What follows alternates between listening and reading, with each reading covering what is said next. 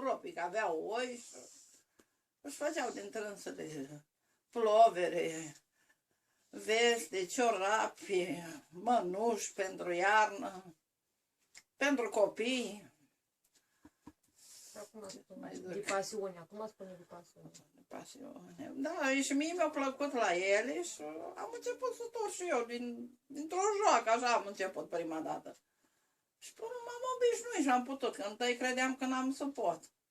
Dar e foarte ușor. Încât te relaxezi.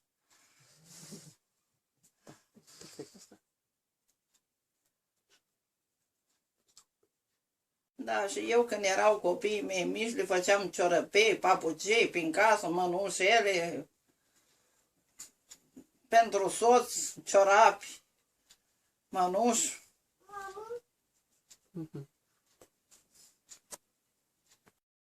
Știi, mama aia, acum, pune picioruțele pe scaune, așa.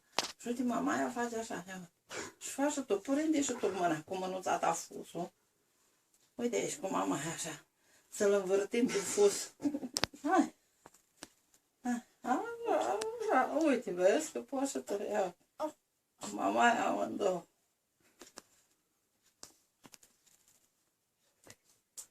Facem fir lung, să ajungem până la mătușa rachită.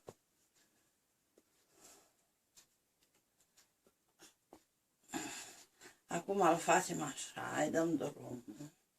Amândouă, uite așa, și îl facem aici, ia. Ia să vedem, nici aici nu poți, uite așa, trebuie să rulezi așa. Uite. Poți așa? Ia fă tu așa. Ia prinde tu fusul așa.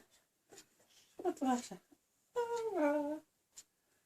Acum îi facem nod aici, uite aici îi facem nod. Îți place să te joaci așa? Asta e expresia. E o jucărie nouă, mama, asta.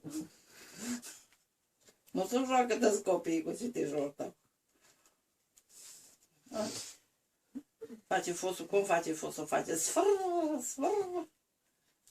Stai. Ia. Vezi cum face sfârr? Da. Opa, acolo sună în picăpșorul tău.